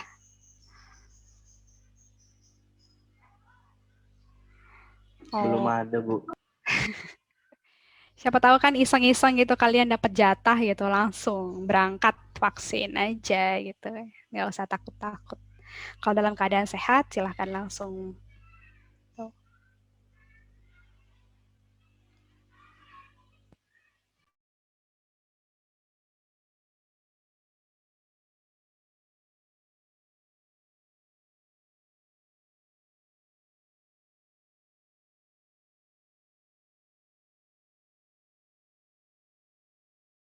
Baik, apabila ada yang ingin bertanya lagi, saya persilahkan.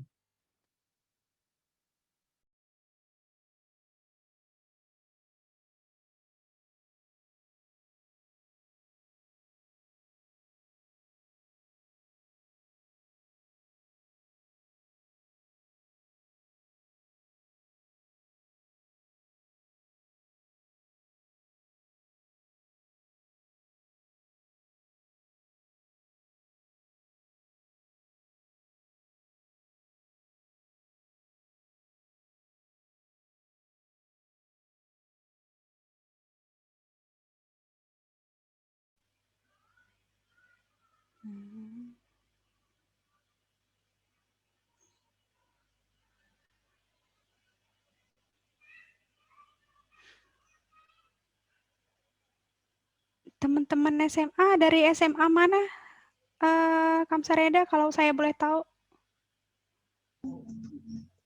Dari Man 1 Samarinda, Ibu. Oh, dari mana ya? Oke, oke.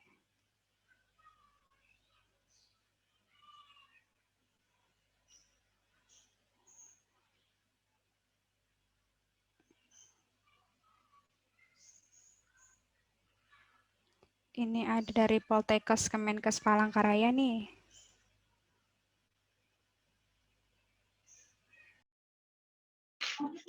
Baik, saya persilahkan untuk Agni dari Poltekkes Kemenkes Palangkaraya. Izin bertanya di luar materi boleh Kak, Bu? Selama saya masih bisa menjawab ya. Silakan. Apakah boleh atau bisa donor darah pada saat pandemi seperti ini? Terima kasih. Oke, kalau donor darah ya, selama sebenarnya tuh boleh-boleh aja gitu ya, selama satu, yang penting kan apapun itu kegiatannya kita menerapkan protokol kesehatan. Yang kedua, kalau di PMI otomatis ya pasti menerapkan protokol kesehatan. Karena kayak misalnya kita donor plasma konvalensen, itu pun kan sebenarnya secara nggak langsung kita donor darah ya, tapi bagian plasmanya gitu. Jadi sebenarnya nggak masalah sih gitu. Alasannya apa? Adalah kamu memang memenuhi syarat kalau mau kalau mau semuanya aman aja. Apakah kamu berencana untuk donor darah? Bertanya dulu. Tadi. Terima kasih. Oh iya, sama-sama.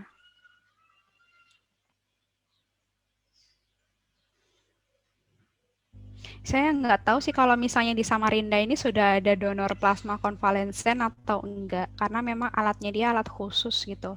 Jadi kalau kita misalnya donor darah, itu kan kita diambil whole blood-nya kan, keseluruhan darah itu diambil gitu.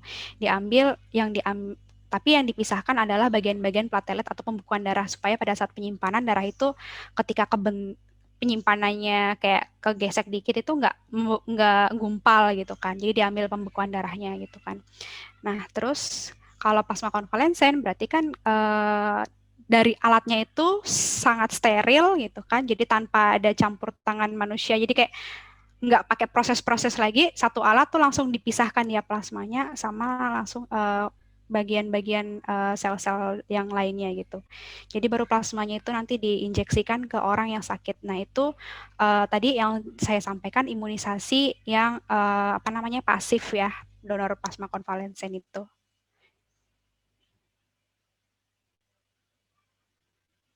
Oke, ada lagi? Monggo.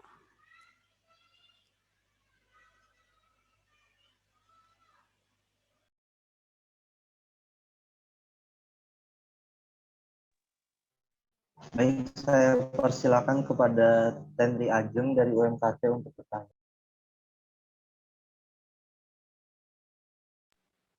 Assalamualaikum warahmatullahi wabarakatuh. Waalaikumsalam warahmatullahi wabarakatuh. Saya ingin bertanya, pertolongan pertama apa apabila kita terkena COVID-19? Oke, terima kasih pertanyaannya Tenri Ajeng. Jadi tergantung gejalanya, kamu gejala ringan atau gejala berat gitu ya. Kalau gejalanya langsung berat itu kita harus langsung calling ke rumah sakit. Memang kayak misalnya kalau udah langsung sesak napas gitu-gitu kan. Nah kalau misalnya kayak demam, kemudian kayak mulai kehilangan indera penciuman itu biasanya kalau kehilangan indera penciuman tuh setelah hari kesekian sih. Biasanya awalnya demam dulu dan lain-lain. Nah itu kamu pertama-tama otomatis istirahat, minum air putih yang banyak gitu. Karena air putih itu akan membantu homeostasis suhu tubuh juga gitu kan. Karena tubuh sedang mengalami kondisi di mana dia menganggap kalau lingkungannya itu suhunya tidak sesuai dengan suhu dalam tubuhnya gitu kan. Jadi dengan minum air putih, termogenesisnya itu akan tercapai gitu kan. Jadi termogenesis itu kontrol suhu di internal dalam tubuh gitu kan. Ketika itu nanti dia akan memberikan sinyal ke otak kayak oke, ini sudah cukup normal gitu. Jadi dengan banyak minum air putih kemudian nanti disuplai dengan multivitamin gitu. Sama makan makanan yang bergizi sih. Itu pertolongan pertamanya kalau untuk yang gejala ringan ya gitu. Kalau untuk gejala berat otomatis dia langsung harus dibawa ke rumah sakit kayak sesek dan lain-lain karena kan kita nggak tahu ya dia harus kayak gitu mungkin ya. Nanti untuk teknis dan lain-lainnya itu lebih ke nakes ya gitu.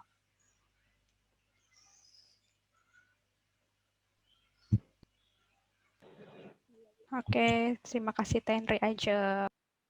Baik, Bu. Baik, saya persilakan Diva dari Unmul untuk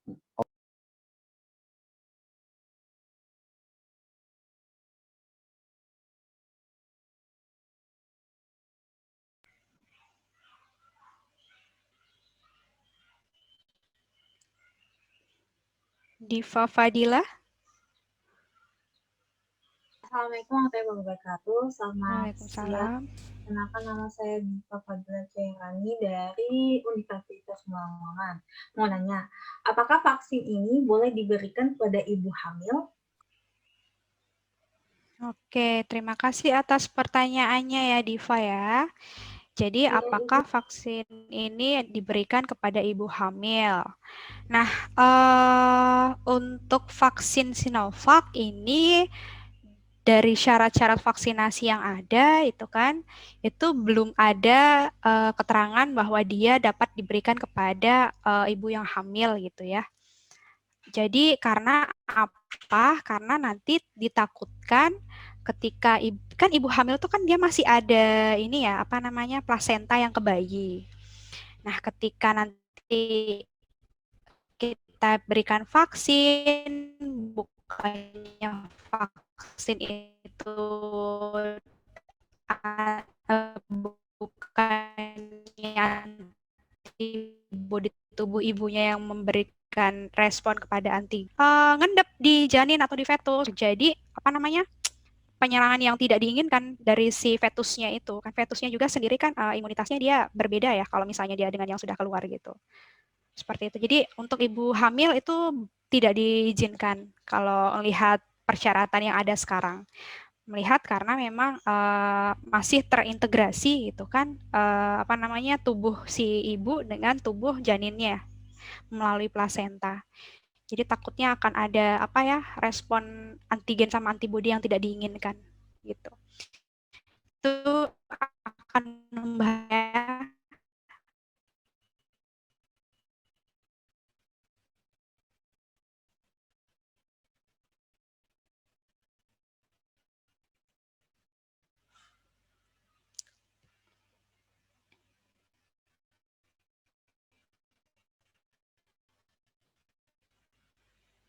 Halo, Diva. Apakah Ya. jawaban? Insya Allah sudah terjawab. Ya, oke. Oke, Diva. Bisa dilanjutkan, Kang Sareda? Baik, selanjutnya saya persilakan untuk Muhammad Azam untuk open mic. Baik, terima kasih kepada moderator. Saya ingin bertanya, Bu, mengenai kan apabila misalnya kita ini sudah terkena virus COVID-19 ini, Bu, apakah bisa terkena lagi, Bu, atau gimana, Bu?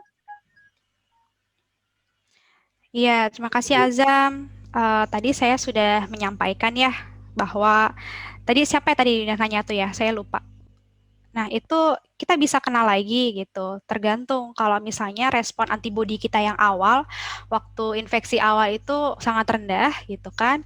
Jadi ketika kita kepapar lagi itu kita akan kena lagi, terinfeksi lagi, ada gejala lagi itu. Jadi kayak reinfeksi yang kedua itu karena antibodinya kita tidak terbentuk dengan benar gitu atau jumlahnya tidak mumpuni gitu untuk jadi kayak prajuritnya 10 nih gitu.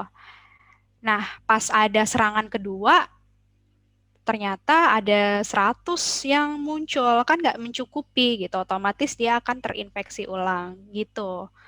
Ya, Zam ya. Baik, Bu. Terima kasih, Bu. Yuk, sama-sama. Baik, lanjut ke pertanyaan selanjutnya untuk Eliana Sonda dari Unmul, saya persilakan open mic. Baik, terima kasih waktu yang telah diberikan. Selamat pagi, Bu. Saya ingin bertanya, Iya, silahkan. apakah vaksin itu boleh kepada orang berumur 50 tahun ke atas dengan riwayat penyakit kronik, Bu?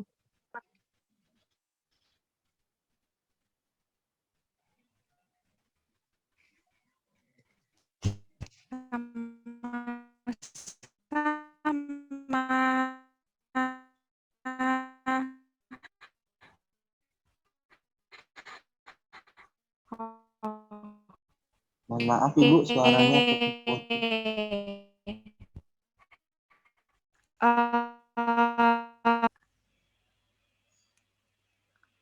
Halo, halo. Gimana sekarang suaranya? Sudah jelas Ibu.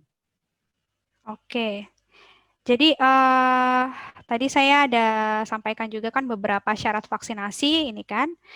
Nah, kalau untuk orang-orang yang pengidap penyakit kronik ini ya, saya blok di sini. Jadi kayak PPOK, kayak gangguan pernafasan, asma, penyakit jantung, ginjal, terus penyakit hati, dalam kondisi akut yang belum terkendali, itu sebaiknya vaksinnya ditunda dan tidak bisa diberikan. Tapi kalau misalnya kondisinya sudah terkendali, jadi mereka sudah terapi gitu kan, sudah dokter yang rawat itu bilang, oke ini sudah bisa diberi vaksin atau tidak akan ada respon buruk dari vaksin kepada orang-orang tersebut, maka bisa diberikan. Hanya saja yang memberikan itu adalah dokter yang merawat karena dia yang tahu kondisinya gitu ya. Terus kayak untuk orang-orang TBC juga itu hanya kalau misalnya dia sudah menjalani pengobatan lebih dari 2 minggu gitu. Jadi untuk syarat-syaratnya ini nanti bisa dicek di laman Kemenkes gitu ya, atau misalnya kalian tanya-tanya di laman medsosnya gitu. Gitu. Baik, Bu. Terima kasih. Iya, sama-sama Eliana. Wah, ini makin banyak kesini ya pertanyaannya.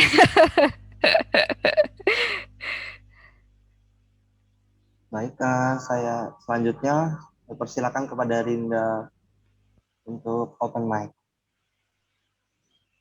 Open mic kayak lagi stand up komedi aja ya. Iya, penonton suci jangan-jangan. Oke, silakan Rinda. Perkenalkan, saya Rinda dari Unmul. Yang ingin saya tanyakan, kenapa sih, Bu, orang yang terkena autoimun itu tidak boleh divaksin? Sekian, Oke, terima kasih atas jawabannya. Sorry kok jawaban sih. Terima kasih atas pertanyaannya.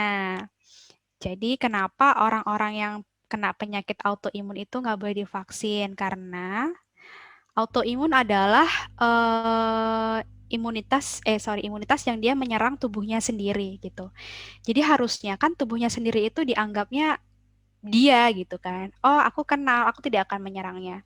Kondisi autoimun itu adalah kondisi di mana dia itu tidak mengenali dirinya, tubuhnya dia sendiri. Jadi kayak prajurit-prajuritnya itu nggak kenal rajanya, nggak kenal siapa sih penghuninya di sini yang asli itu, gitu nggak kenal. Nah, kalau misalnya dia autoimun, kemudian dia dikasihlah sesuatu yang asing lagi gitu kan, otomatis nanti serangannya akan barbar. Kalau serangannya barbar gitu, kalau di istilah imunologi itu bahasanya namanya badai sitokin gitu ya. Kalau terjadi badai sitokin itu jaringan-jaringan di sekelilingnya itu akan kena dampaknya. Jadi akan rusak, akan terganggu kan.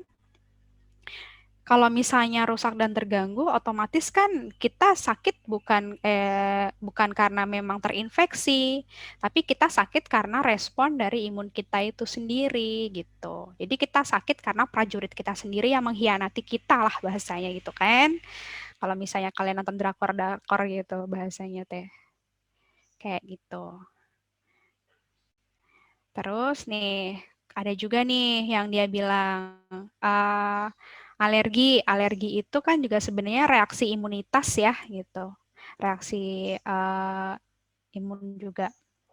Jadi itu juga tergantung kalau reaksinya karena pencetus yang lainnya gitu kan. Dan dianggap dokternya aman gitu, dia boleh divaksin. Tapi kalau ternyata dikasih yang pertama, dia reaksinya berlebihan, ada reaksi alergi, untuk yang kedua dia nggak boleh dikasih gitu sih. Jadi sama-sama karena imun ya, imun dalam tubuhnya sendiri. Seperti itu, Rinda. Jadi autoimun tuh adalah, kalau saya bilang itu adalah pengkhianatan antibodi kita pada tubuh kita sendiri sih. Jadi kalau dia aja sama kita udah berkhianat, apalagi kita tambahin gitu kan, makin merusak dia nanti gitu. Seperti itu, Rinda. Baik Ibu, terima kasih. Oke, sama-sama.